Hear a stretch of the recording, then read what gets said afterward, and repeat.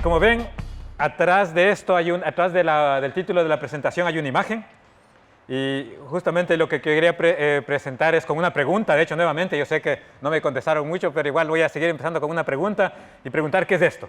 Y para responder qué es esto, bueno, muchos de ustedes obviamente lo saben o tienen una idea de qué es. Sin embargo, antes de contestar, porque voy a volver a esta pregunta, voy a empezar con una pequeña introducción de lo que es la luz, o de lo que yo al menos entiendo que es la luz. Evidentemente, uno puede responder esa pregunta a diferentes niveles, dependiendo de lo que esté haciendo, si uno está haciendo investigación básica, si tal vez está incluso filosofando acerca de la luz, investigando un poco. También hay gente por arriba, saludos a la gente de arriba también. Así que voy a empezar con una introducción bastante básica y responder simplemente qué es la luz. Bueno, insisto, como les había dicho, hay muchas respuestas para esto dependiendo de lo que se quiera responder. Yo voy a ser un poco pragmático, voy a darles dos definiciones de lo que es la luz y que con eso podamos entendernos para el resto de la charla. Y a la luz hay que verla desde dos puntos de vista, ¿sí? Hay que verla una como un flujo de partículas, podemos pensar a la luz como simplemente como una fuente que está emitiendo partículas. Esas partículas se las llama fotones. Esas partículas llevan energía y tienen una cierta velocidad.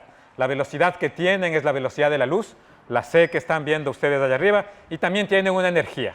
La energía se la puede calcular por multiplicando una constante del universo, la constante de Planck, H, multiplicada por la frecuencia de la luz. Pero para entender lo que es la frecuencia, evidentemente tenemos que ver a la luz desde el otro punto de vista, y este otro punto de vista es que también podemos ver a la luz como onda. ¿Y qué es lo que caracteriza una onda? Hay dos cantidades principales que caracterizan a la luz: una longitud de onda y una frecuencia, ¿sí? La luz no es nada más que una onda, en principio parecida a la onda. La más usual que nosotros tenemos en la mente son aquellas ondas que se producen sobre la superficie del agua, ¿no es cierto? Especialmente uno piensa en las olas del mar. Eso es una onda, y resulta ser que la luz también es onda. Y como onda, lo que había dicho, la caracterizamos por una longitud de onda. La longitud de onda se la denomina por la letra lambda y se la puede calcular en C dividido para la frecuencia. La frecuencia no es nada más que la rapidez con la que varía. Si nos ponemos en algún punto de esta onda, va a ser la rapidez con la que varía ese campo, el vector del campo eléctrico y magnético, que es el que define la luz. Y nuevamente, esa onda, ¿cómo se desplaza? Esa onda se desplaza con la velocidad c de la luz y va a tener una cierta energía, que es el producto de esta constante de la naturaleza por la frecuencia. Así que la luz tenemos que verla desde esos dos puntos de vista. De hecho, no podemos separar el uno del otro, son ambas cosas. La luz es tanto partículas como también es onda. Dependiendo de los experimentos con los que, o cómo interacciona la luz con otros medios, vamos a ver su aspecto particular de partícula o su aspecto ondulatorio de onda. Así que en lo que me resta de la charla, voy a referirme indistintamente. A veces me referiré por los fotones, a veces me referiré como onda, y en general me referiré a la luz como radiación electromagnética. Y la llamo radiación electromagnética porque al final la luz no es nada más que un campo eléctrico y un campo magnético. Ustedes recuerden, quienes no están tan familiarizados, un campo eléctrico lo podemos asociar como ver cargas, como ver electrones, por ejemplo. El campo magnético lo vamos a asociar con imanes. La luz es ambas cosas, es campo eléctrico y es campo magnético. Están variando a una cierta velocidad, a una cierta frecuencia, está variando espacialmente con una longitud y se está moviendo a cierta velocidad. Así que a la luz, también indistintamente, en lo que resta de la charla, también me referiré a la luz como radiación electromagnética. ¿Por qué era importante hablar un poco de estos conceptos de la luz? Porque lo primero que voy a referirme es al espectro electromagnético. La luz, como les había dicho, tiene diferentes longitudes de onda y eso nos permite caracterizar a diferentes tipos de luz. Entonces nosotros podemos ver, si ustedes van en este gráfico, van desde la izquierda hacia la derecha, por ejemplo, está caracterizada la luz por frecuencia, por longitud de onda, y para darnos una idea de qué tamaño de longitud de onda estamos hablando, en la tercera columna está el tamaño aproximado del que nosotros estamos hablando respecto a esa radiación electromagnética. Entonces, en el transcurso, en la tecnología actualmente, podemos generar la luz en varias frecuencias, podemos generarla, y en general se puede producir la luz en todo este espectro de longitudes de onda o frecuencias. Empecemos por las longitudes más altas o equivalentemente, las longitudes de onda más grandes o equivalentemente a las frecuencias más bajas. Empezamos la primera parte del espectro, nosotros lo conocemos como ondas de radio. Son aquellas para producir, por ejemplo, entre las cosas que se producen en este espectro es cómo se propagan las ondas de radio, de las radios que, bueno, la mayoría de jóvenes ya la escuchan menos, que los que tenemos un poquito más de años la escuchábamos en las radios para escuchar la música, las estaciones ya cada vez se utiliza menos eso. Ese tipo de radiación electromagnética se utiliza para transportar las ondas de radio hasta unos pocos gigahercios. Recuerden, nuevamente aquí voy a hablar de números gigas, teras, etc. Quiere decir, por ejemplo, un gigahercio quiere decir que la variación con la que se repite la luz va a variar 10 a la 9 veces por segundo. Así de tan rápida es un gigahercio. Y para arriba esa variación del campo electromagnético es mucho más alta. Luego el siguiente que tenemos es el conocido como el infrarrojo. En el infrarrojo usualmente es la luz utilizada por los controles remotos para controlar, por ejemplo, para los mandos a distancia, para controlar televisiones o juguetes, etc. Luego, como pueden ver, un pequeñísima parte de este espectro electromagnético es aquel que podemos ver, aquel a cual nuestros ojos están sintonizados para ver específicamente el pequeño espectro visible, e incluso ahí en la esquina superior derecha ustedes pueden ver el espectro de colores en el que se compone la luz en esa pequeñísima porción del espectro visible.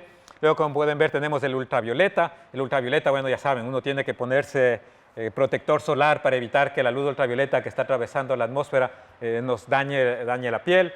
Luego tenemos los rayos X, hay una variedad de rayos X, también ya conocen los rayos X.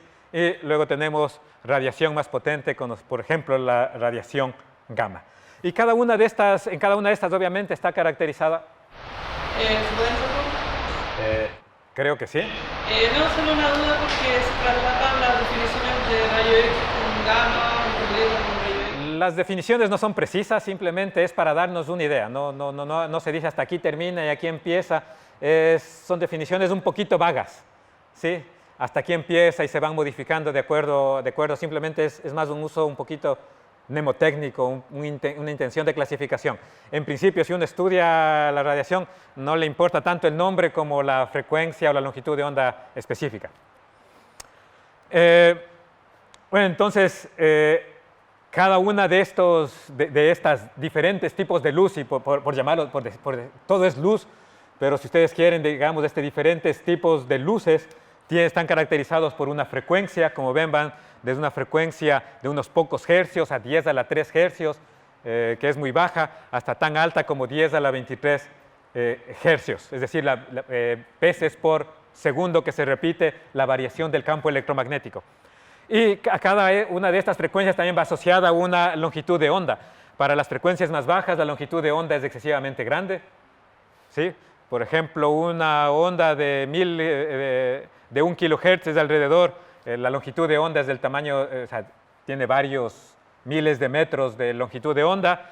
Mientras vamos bajando, como pueden ver, 10 a la 7 hercios es del orden de nosotros, alrededor de longitud de onda de metros, y seguimos bajando. Mientras más alta la frecuencia, más pequeña va a ser la longitud de onda. Algo que es muy importante para lo que voy a hablar también el día de hoy es de que la atmósfera nos está protegiendo de toda esa radiación electromagnética que está siendo irradiada en el espacio, ¿sí? La que nosotros, no toda la radiación que se produce en el espacio puede llegar hacia nosotros. La atmósfera nos protege de aquello. Y eso es bueno, de lo contrario no habría vida en este planeta. Resulta ser que de todo este rango de frecuencias, solamente ciertas partes del espectro electromagnético nos está llegando. Aquí ustedes pueden ver en la última fila, en la fila inferior, ustedes pueden ver qué tipo qué parte del espectro electromagnético permite pasar la atmósfera. Somos transparentes alrededor en el radio, es decir, longitudes de onda, como pueden ver, de alrededor de 10 metros hasta alrededor de un poco más allá, 1 centímetro, incluso 1 milímetro en sitios muy buenos. Y luego prácticamente se cierra y luego vamos al óptico, donde obviamente también llega la luz y por eso podemos ver las cosas, ¿no es cierto? Entonces, la astronomía desde Tierra solamente puede hacerse en esas longitudes de onda, desde la Tierra. Si uno quisiera hacer astronomía, por ejemplo, para ver rayos gamma, que también se producen en el espacio, uno tiene que irse en satélites, por ejemplo. ¿Sí? Ok. Entonces, como les había dicho, todos los procesos en el espacio están... nosotros recibimos luz en diferentes frecuencias, en diferentes longitudes de onda. Los astrónomos estudian estos fenómenos del espacio en diferentes longitudes de onda.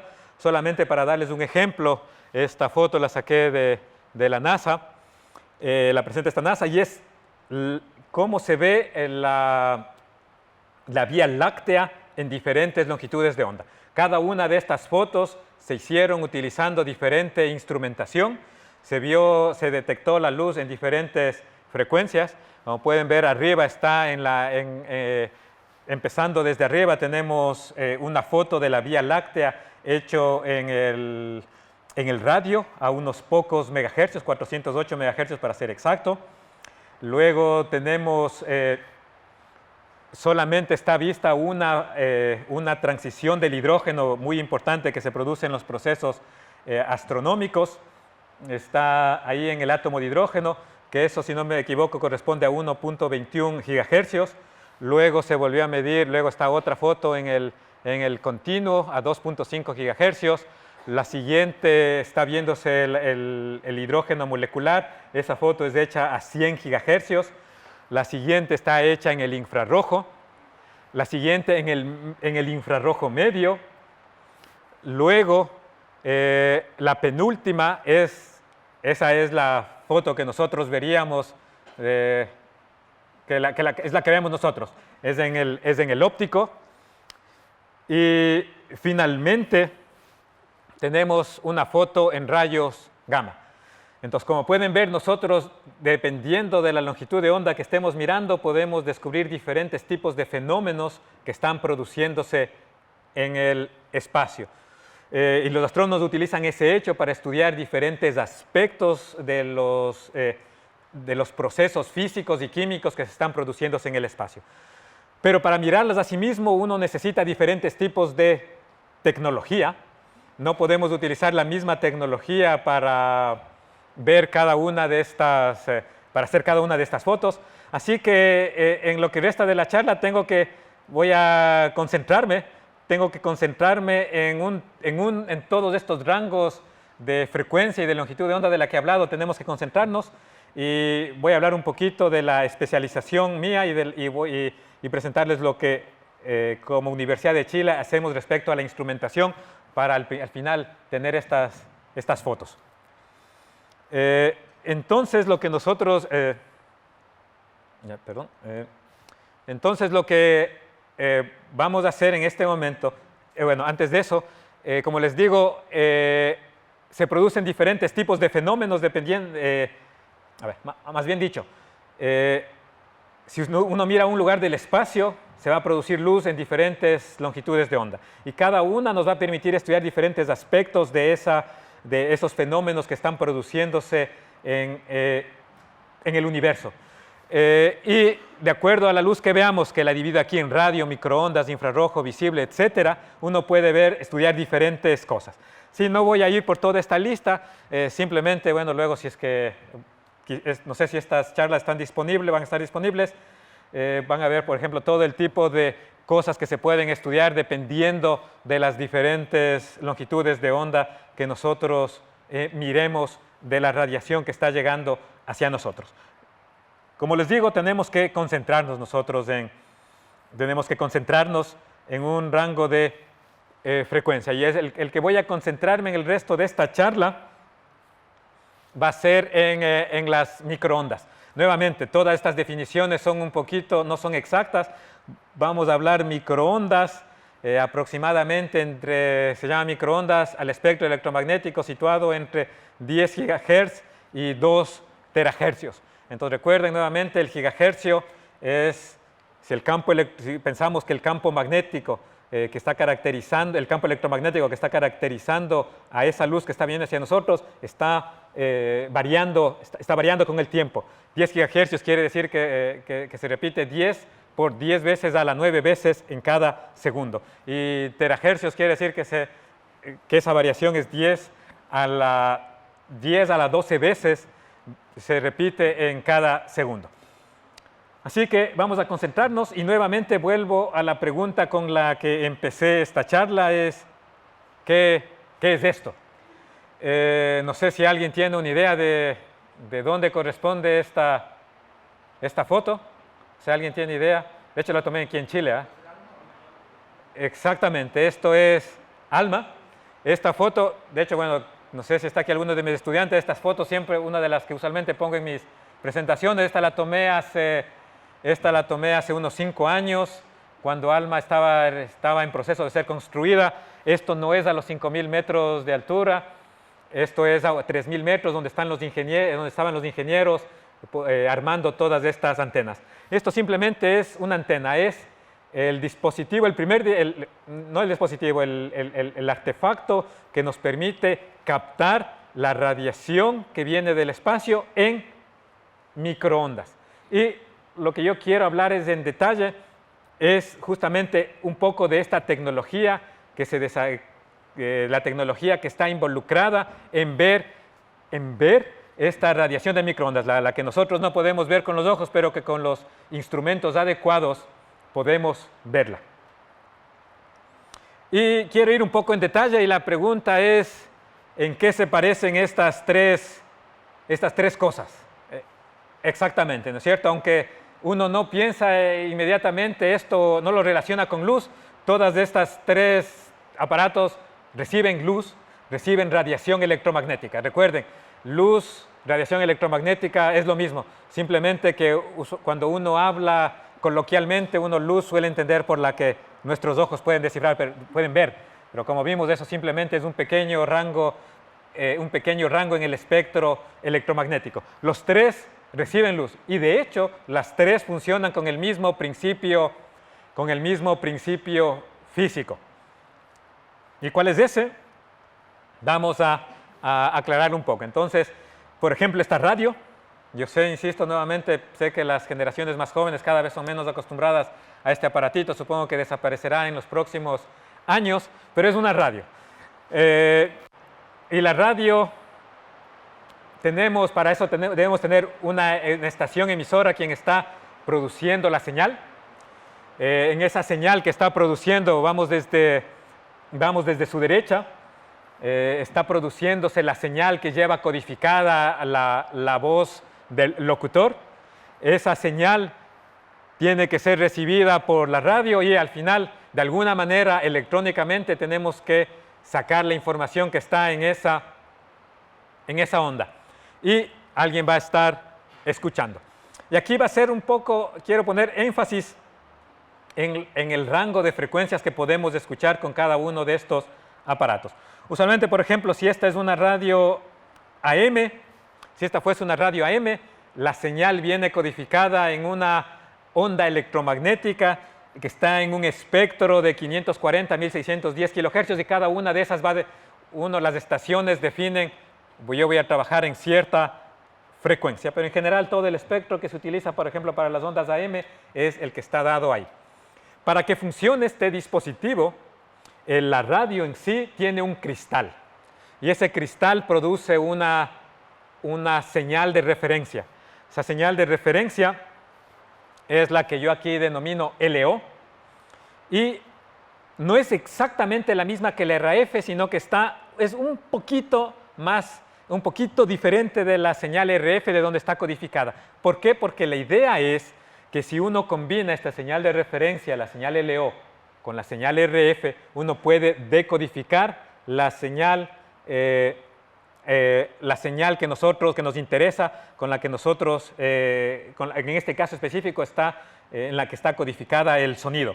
Entonces, si uno mezcla estas dos referencias, estas dos señales, la señal de referencia LO con la señal de radiofrecuencia RF, uno las combina, es posible con eso activar, se convierte en una señal eléctrica de baja frecuencia entre 2 y 5 kHz que acciona el parlante, y al accionar el parlante lo que hace es mueve al aire, y la onda que se produce en el aire es la que nosotros escuchamos. Entonces lo que hemos hecho, como ven, es el emisor necesita codificar la señal, viene la señal codificada en una señal de alta frecuencia, mi aparato que está recibiendo necesita producir una señal de referencia, señal LO, y al combinar las dos yo puedo escuchar la señal que estuvo codificada en la señal de transmisión y puedo escuchar al locutor. Algo parecido ocurre en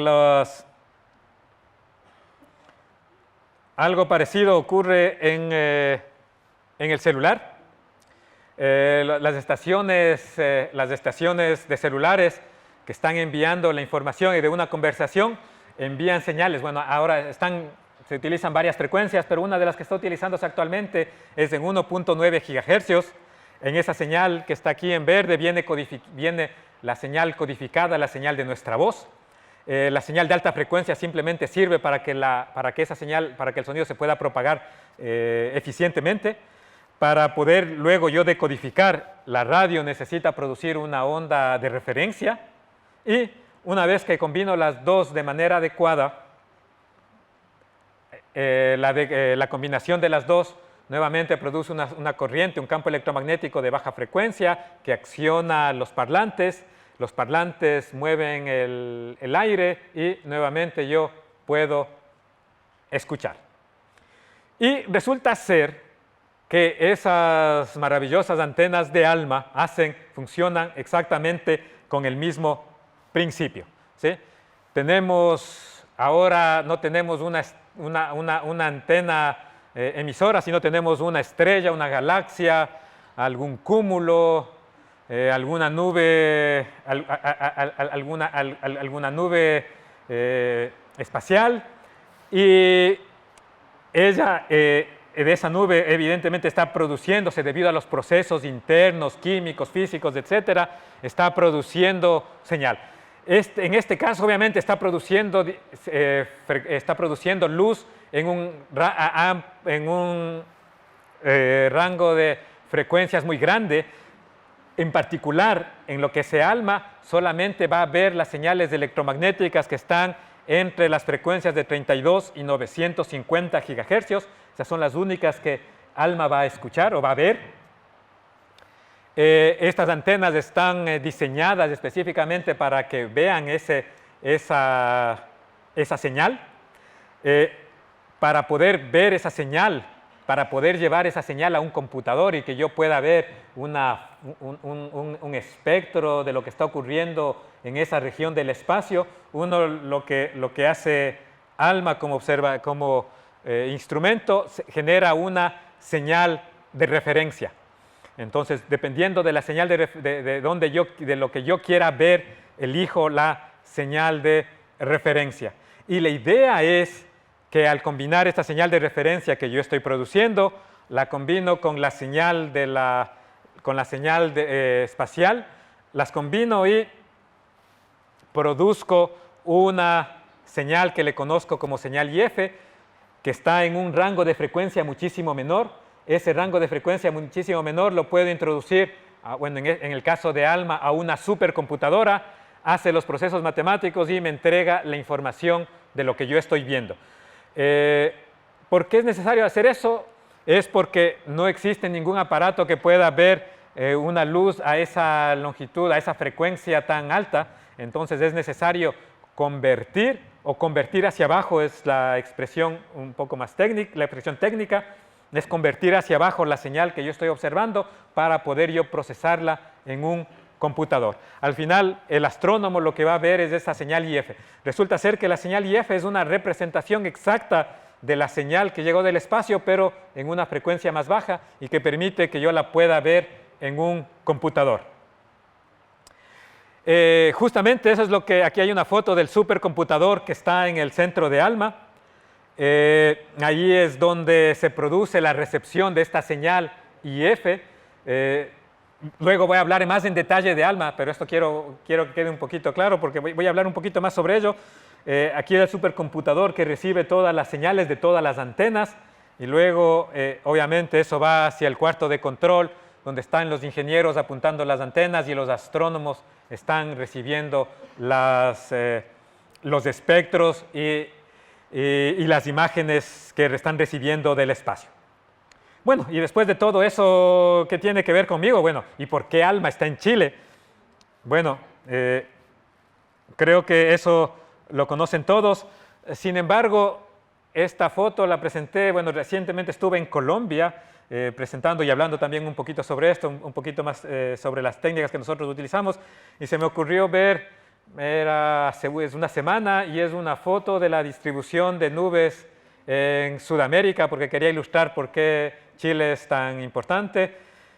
Como pueden ver, bueno, y esto en general es particularmente bueno, porque el norte de Sudamérica es, bueno, hay selva, es bastante más húmedo, hay convecciones debido a que está en el Ecuador, y usualmente es muy nublado.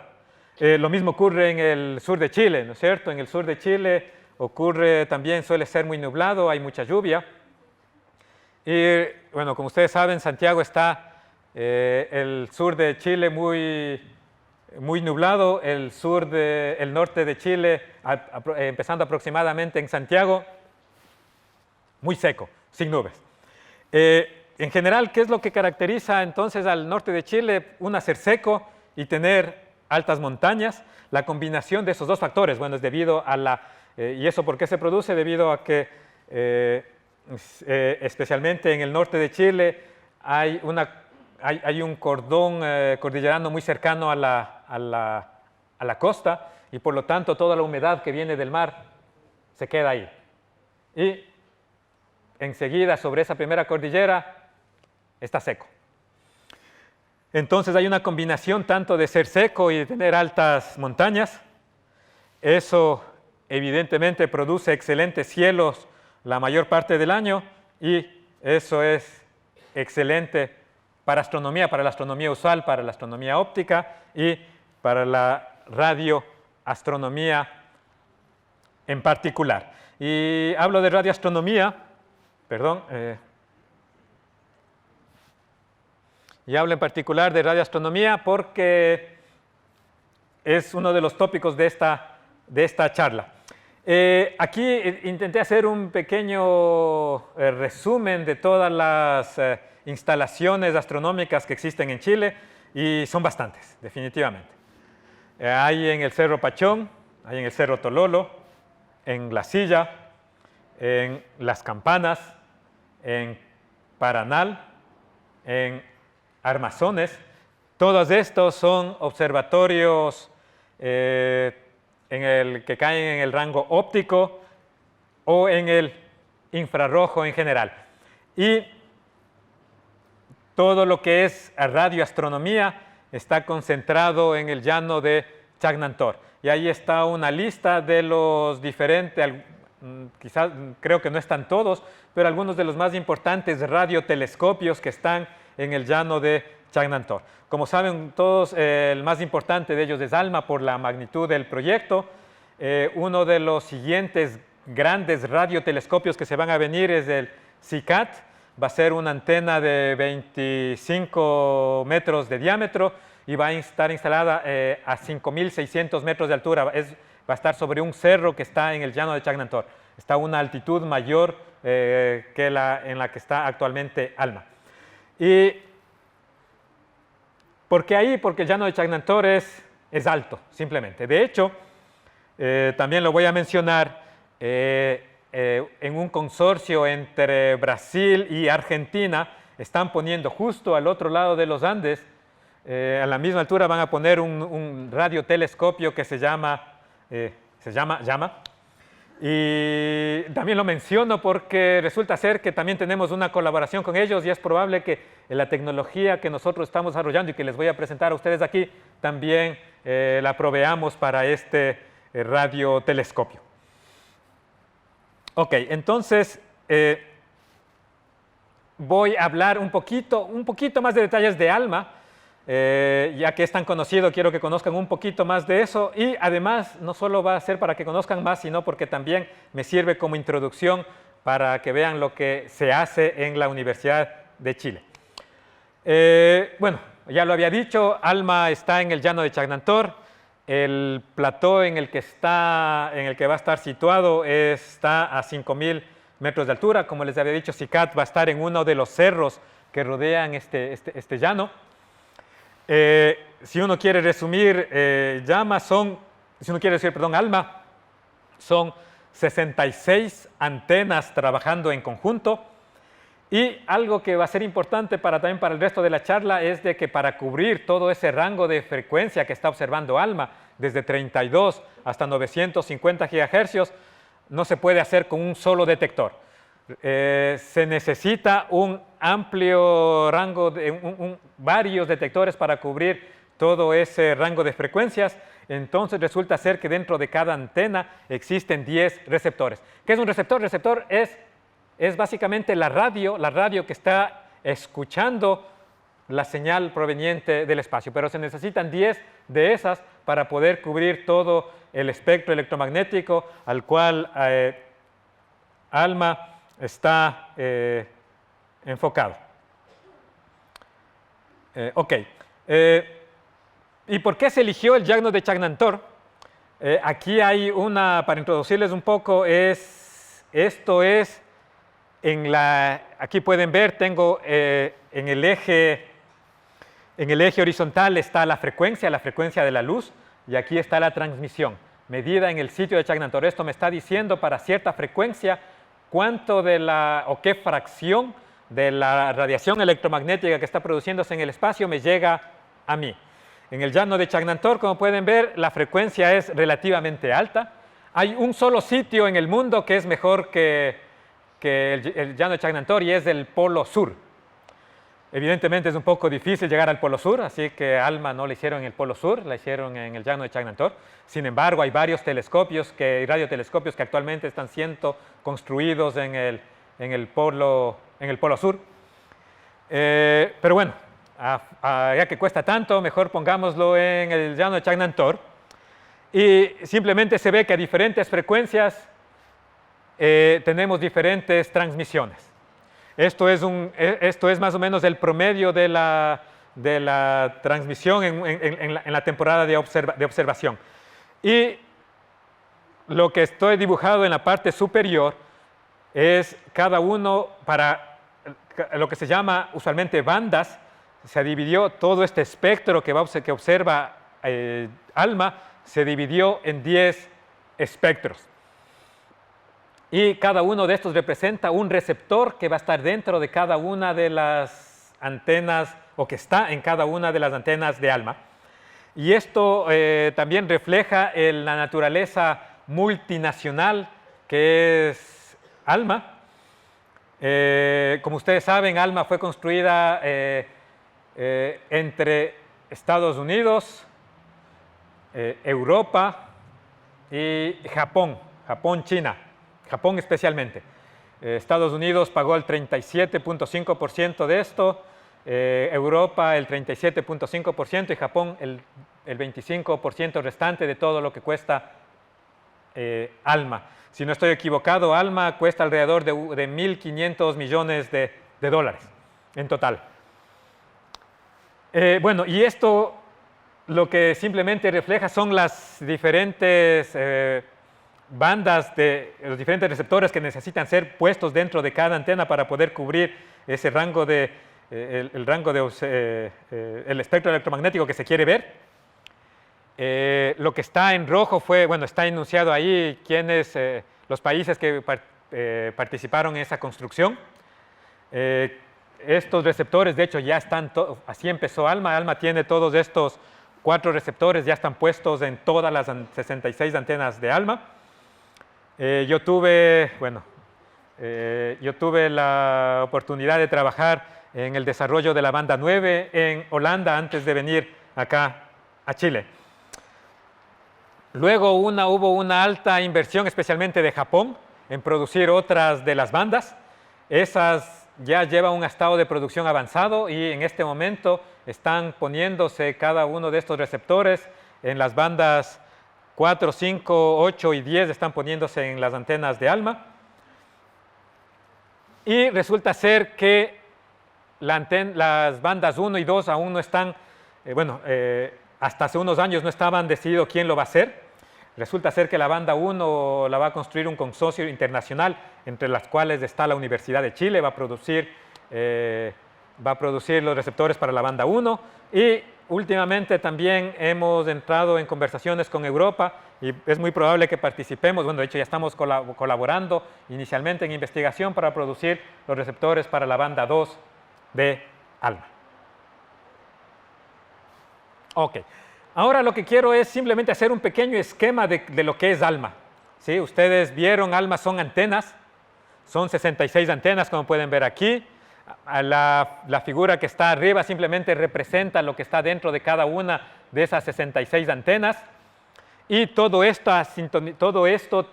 las antenas tienen que mirar al unísono. No es lo mismo tener 66 antenas de ALMA mirando cada una por su lado, todas tienen que ver primero al mismo sitio y todas necesitan una señal de referencia impartida al mismo tiempo. Es como tener una bandera y todos empiecen a medir al mismo tiempo. Eso es lo que hace ALMA importante, no solo que tenga las 66 antenas, sino que las 66 antenas todas ven al mismo tiempo con una señal de referencia. Entonces, ¿qué es lo que se hace en general? Uno tiene que crear una señal de referencia. Uno, crea varias, utiliza láseres para crear esa señal. No voy a ir en detalle. Todas las señales de ALMA, todas las antenas de ALMA están conectadas con el corazón central por medio de fibras ópticas y cada una de esas fibras ópticas llega a cada una de las antenas. Luego, dentro de cada antena, esa señal va a cada una de las radios que están dentro de las antenas, que es de lo que yo les había hablado, esos receptores, el principio de funcionamiento. Entonces se genera esta señal LO para poder recibir la señal RF que viene del espacio. Bueno, y luego uno tiene que producir esta señal que uno la lleva hacia el computador central. Estos son los 3 grandes bloques de ALMA. E involucran diferentes frecuencias. Por ejemplo, como les había dicho, me repito, se ve a una radiofrecuencia entre 32 y 950 GHz. Para poder ver esa señal, uno tiene que producir la señal LO entre 27 y 142 GHz, que es producida por toda esta distribución de láseres aquí abajo. Y al combinarlas, produzco una señal entre 4 y 12 GHz, con la cual yo puedo transformar hacia una computadora y eso es lo que me va a permitir observar. Y de acuerdo a estos 3 grandes bloques que tiene ALMA, nosotros también estamos trabajando en cada uno de esos bloques aquí en términos generales en la Universidad de Chile, en el grupo de instrumentación radioastronómica. Tenemos un grupo que hace dispositivos y sistemas fotónicos que están relacionados con la parte de distribución de la señal LO. Tenemos un grupo que hace receptores de radiofrecuencia y también trabaja en la digitalización de la señal. Y tenemos un grupo que hace modelación de dispositivos de física espacial y también hace ciencia atmosférica también. Bueno, entonces, de hecho, este es el grupo que tengo, no voy a ir con los nombres. Tenemos 3 laboratorios, de hecho, para hacer toda esta actividad, y debido a que todo esto es largo y quiero concentrarme en un solo punto, voy a hablar de uno de los laboratorios que estábamos haciendo. Soy uno de los profesores que fundó este laboratorio en conjunto con el profesor Bronfman del Departamento de Astronomía, y en el entretanto, en los 7 años que llevamos trabajando, hemos incluido recientemente a 2 nuevos profesores. Así que voy a hablar un poquito respecto a eso. Voy a presentarles el laboratorio, ¿sí? Porque básicamente lo que ven en esta charla es unir la luz y la tecnología necesaria para ver esa luz. Para ver los diferentes espectros, uno tiene que diseñar diferentes tipos de tecnología para ver diferentes espectros de luz. Me he estado concentrando, voy a concentrarme en un solo rango, en las partes de las microondas.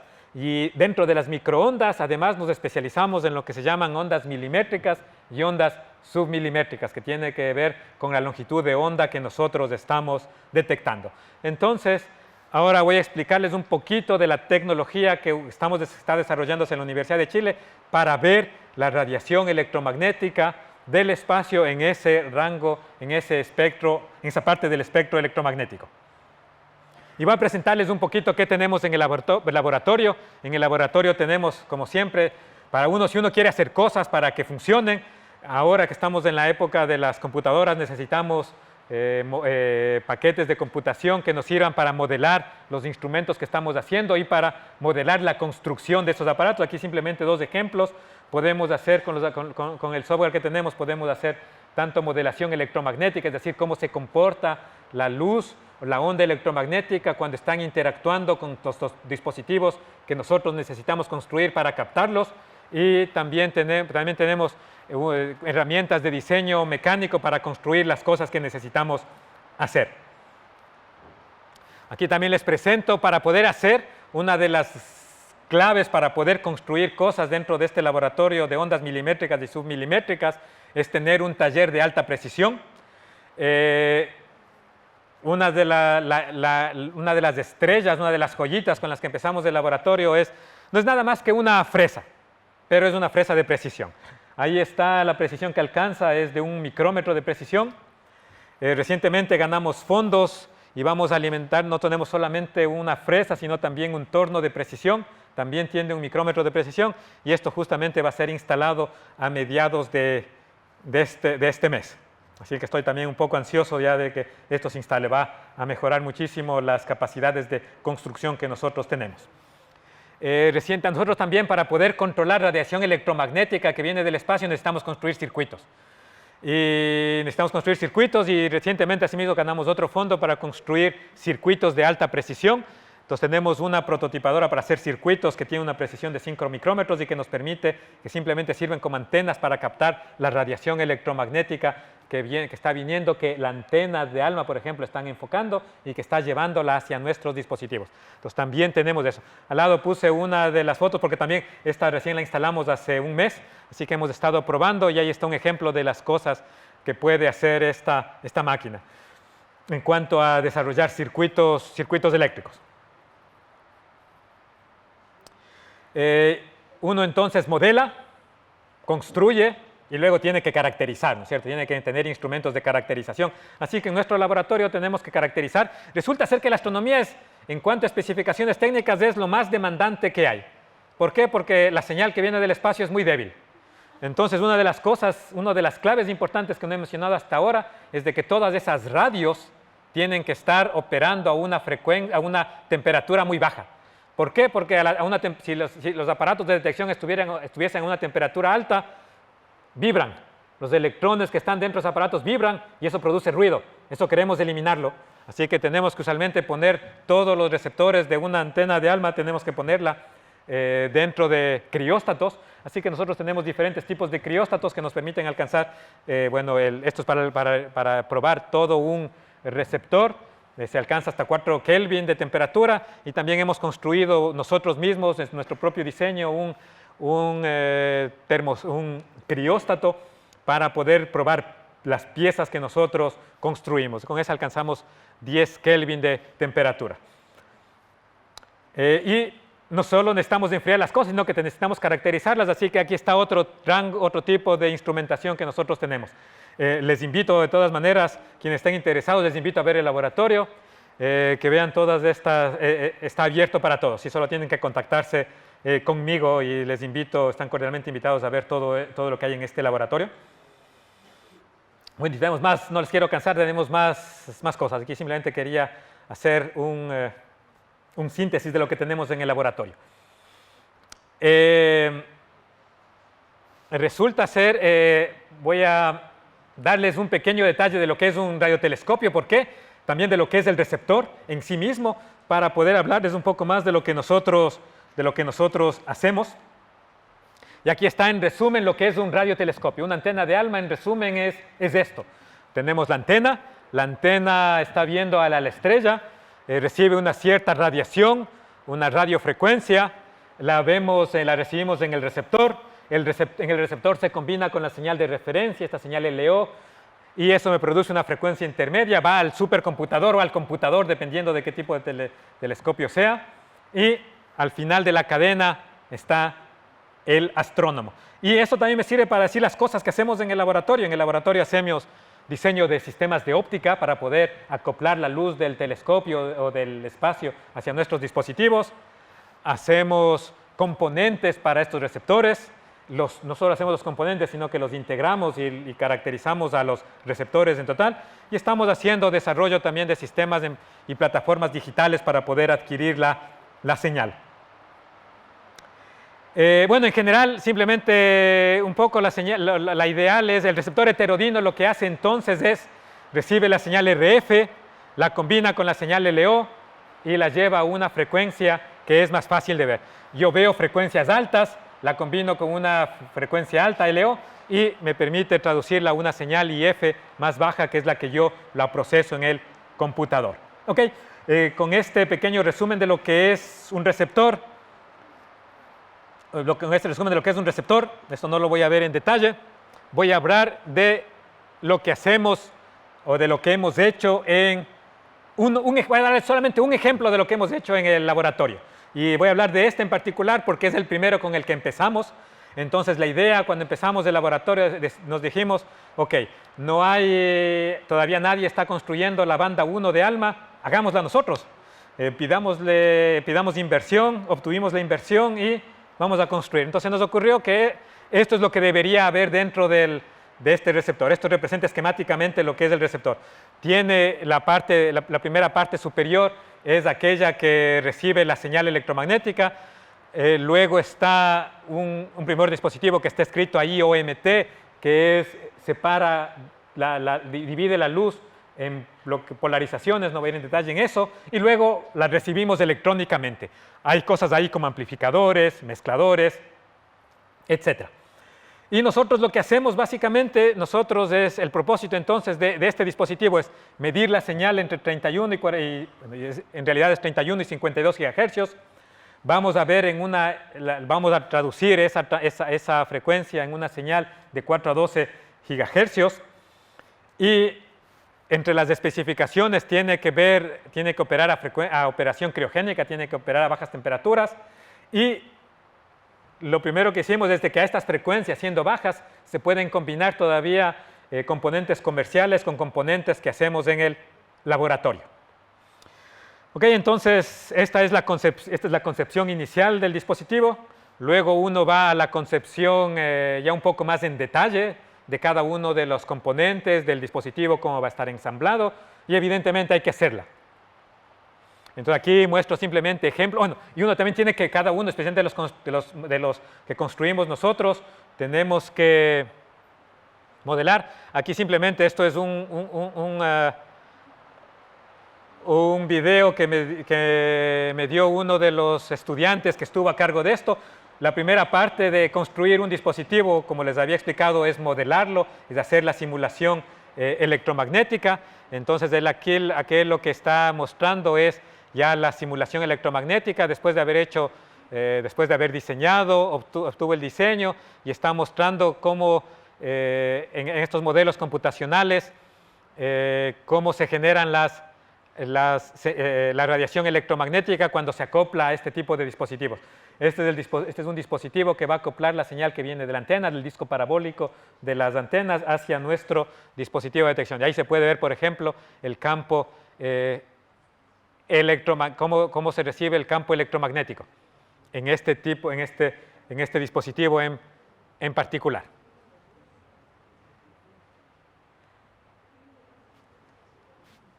Ok, entonces se simula electromagnéticamente, se lo modela mecánicamente porque alguien tiene que hacerlo y se construye. Esto es lo que construimos, por ejemplo, respecto a este dispositivo en particular. Luego tiene que caracterizarlo, tampoco voy en detalles, pero esto, por ejemplo, es una combinación entre el diseño y la simulación. El diseño son las líneas punteadas y la línea continua son aquellas después de haber hecho las mediciones en el dispositivo adecuado, en el setup adecuado. Bueno, entonces eso simplemente quería mostrarles un ejemplo de lo que hacemos. Hemos construido, hemos modelado, diseñado, construido y caracterizado. Y luego hicimos varias de las otras piezas y obviamente otras de las piezas las compramos. Hemos hecho varias de las piezas, las hicimos nosotros y después uno tiene que construirlo y ahí está. También les invito a ver en el laboratorio, ahí está. Actualmente nosotros, al haber hecho este trabajo, nos permitió ser parte del consorcio que actualmente está trabajando eso. Había que ponerse cerca de $10 millones para construir las 66 de estos. No encontramos esa plata aquí, pero logramos, lo va a poner Taiwán, pero al haber hecho esto nos permite, vamos a proveer al consorcio que está construyendo esto, partes críticas para ese diseño. Entonces eso es parte del desarrollo que hay que hacer poco a poco. Bueno, y voy a finalizar mostrándole otro tipo de proyectos que nosotros estamos haciendo en cuanto al desarrollo de tecnología para la astronomía en diferentes rangos de frecuencia.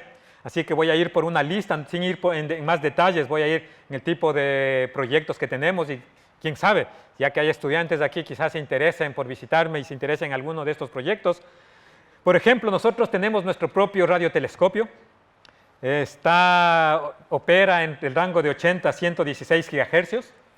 Este radiotelescopio funcionó entre los años 80 y 90 en Cerro Tololo, pero luego debido por financiamiento se cerró, así que decidimos traerlo para acá. De hecho, nosotros trabajamos en traer acá, como pueden ver en esta imagen, hace 3 años lo mudamos, lo trajimos, no está aquí en el campus de Bucheve, está en el campus en Cerro Calán, donde se encuentra el Observatorio Astronómico Nacional. Ahí lo pusimos y lo que hicimos es primero, nos dijimos, ok, primero hagámosle funcionar con lo que tiene.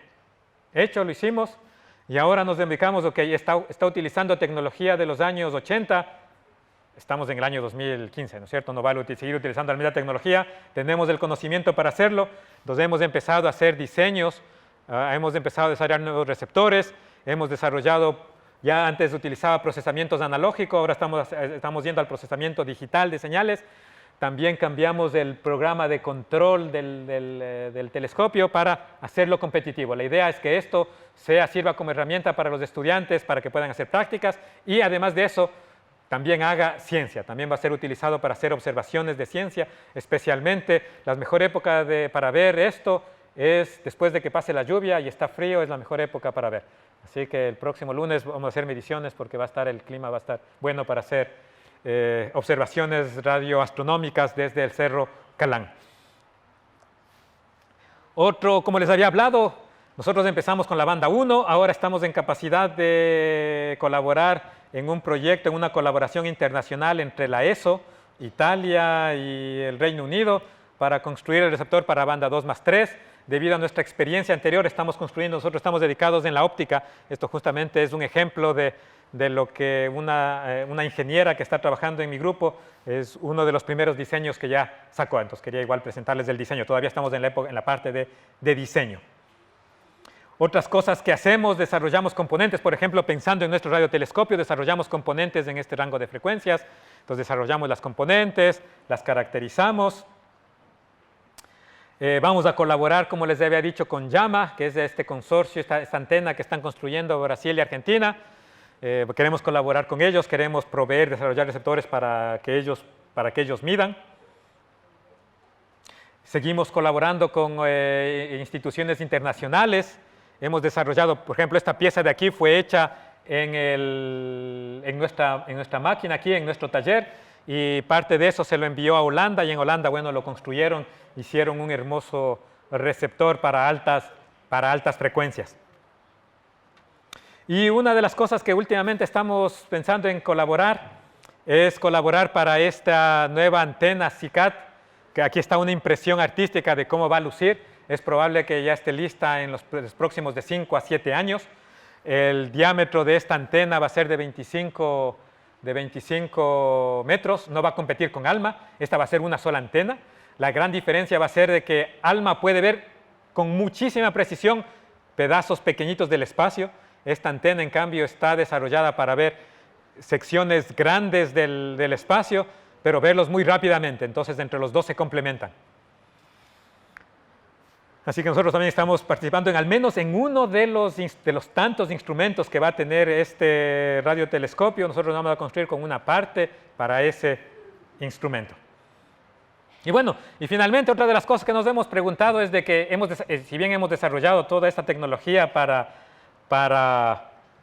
radio, y ALMA ha sido un fuerte motor para hacer estas investigaciones, también pensamos, todo este tipo de tecnología también puede ser aplicable a otras cosas. Con con otro profesor del Departamento de Ingeniería Eléctrica estamos estudiando antenas para hacer comunicaciones a altas velocidades. A altas velocidades me refiero a pasar de los 2 GHz que utiliza Wi-Fi, pasar a 60 GHz para poder hacer comunicaciones completamente a alta velocidad y de alta fidelidad. Por ejemplo, estamos haciendo investigaciones en eso. Aún no hacemos, pero sabemos de que parte de este tipo de investigaciones se pueden aplicar en medicina o en seguridad. Entonces, con esto quiero acabar, y la idea o el mensaje que quiero darles es de que la astronomía, en primer lugar, es interesante por sí misma. Nos permite descubrir el funcionamiento del universo, es verdad, pero también promueve el desarrollo de tecnología. Y lo que en esta charla quería ver es el link, el enlace que hay entre desarrollar astronomía y desarrollar también tecnología. Van de la mano. La astronomía ha servido para promover a lo largo de los años el desarrollo de tecnología. Y eso, estando en Chile, creo que debemos fomentarlo. Gracias.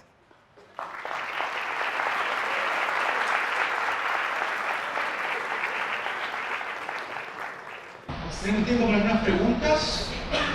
Preguntas para... ¿Vamos por acá?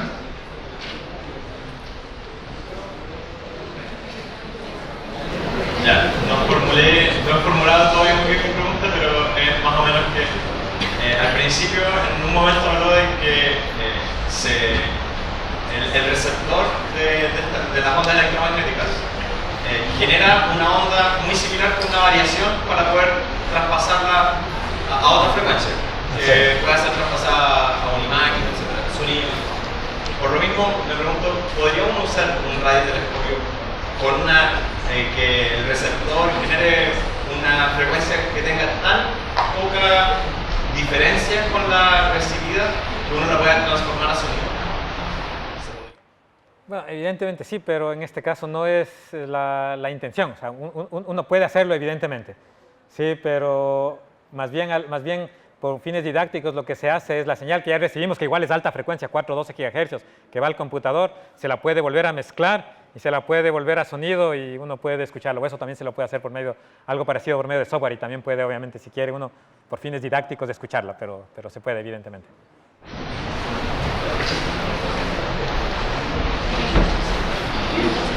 La pregunta que tenía sobre ese mismo tema, ¿cómo mezclan las dos ondas para, al fin y al cabo, tener una tercera? Que sería la que... ¿Cómo se produce la mezcla de las dos señales? Y lo otro es, ¿por qué la atmósfera es opaca en una frecuencia y no las otras? Respecto a la primera, igual no quería ir en los detalles, pero los detalles son, uno primero tiene que combinarlas físicamente, las dos radiaciones, los dos las dos señales electromagnéticas, la que viene del espacio con la que yo genero de referencia, tengo que mezclarlas físicamente. ¿Cómo las mezclo físicamente? Las puedo combinar dentro de una guía de onda, las puedo combinar utilizando algo que se llama un beam splitter, es una malla semitransparente. Tiene que simplemente localizar en el mismo punto espacial ambas señales electromagnéticas, eso es físicamente. Y una vez que están combinadas físicamente, superpuestas físicamente, espacialmente, en un cierto punto, tiene que llevarlas a un detector. No he ido a los detalles. Los detectores, por ejemplo, pueden ser diodos, pueden ser fotodiodos, o pueden ser diodos, más bien dicho, diodos semiconductores, o pueden ser diodos superconductores. Para las bajas frecuencias se utilizan diodos semiconductores, para las altas frecuencias se utilizan diodos superconductores. Eso respecto a la una. No sé si eso responde tu pregunta. Sí, hay que ir un poquito más en el detalle de la física. Al final la idea es de que cada uno de esos dispositivos del diodo representa una respuesta no lineal a la señal que entra. Entonces uno puede, cuando tiene una señal recibiendo de potencia pequeña, puede escribir eso como en términos en descomposición de series de Taylor, y uno puede escoger la serie de Taylor que uno quiere, pero físicamente en el dispositivo. Eso en cuanto a la combinación. Eso era la una, y la otra era por qué la atmósfera es transparente para unas y no otras. Y es simplemente porque la radiación electromagnética interactúa con la materia. Interactúa con la materia de diferentes maneras. Por ejemplo, en mi detector, la radiación electromagnética interactúa de tal manera que produce electrones que yo lo puedo llevar a través de cables y los puedo controlar por medio de dispositivos electrónicos, por medio de dispositivos semiconductores, superconductores. Interacciona con por ejemplo, la radiación, reacciona mucho con, por ejemplo, las microondas o las ondas de radio a bajas frecuencias interaccionan demasiado con el agua, por ejemplo. Entonces el agua absorbe, entonces lo que hace simplemente produce transiciones atómicas dentro del agua. Entonces se absorbe la señal que venía, en lugar de llegar hasta nosotros, se gasta en producir transiciones dentro de las moléculas, básicamente, o destruir, y las frecuencias muy altas, rayos X, rayos gamma, destruyen muchas de esas moléculas, pero obviamente ya se perdió la señal porque se perdió en destruir o producir transiciones en las moléculas en el medio atmosférico. Hola, quería preguntar por qué es el mejor lugar para el ano, por ejemplo, el Polo Sur. Bueno, simplemente humedad. Entonces en el llano de Chagnator es evidente, ¿no es cierto? Es evidente, es seco y, ¿cómo se llama? Es seco y por lo tanto permite que haya una buena, no hay suficiente agua, entonces la radiación de microondas no va a interactuar no hay mucha agua con la que interactúe y por lo tanto podemos recibirla. Y igual el Polo Sur, la respuesta más simple es seco, porque todo el agua, bueno, ya está, la mayor parte del agua está hecho nieve, básicamente. Entonces el ambiente es seco.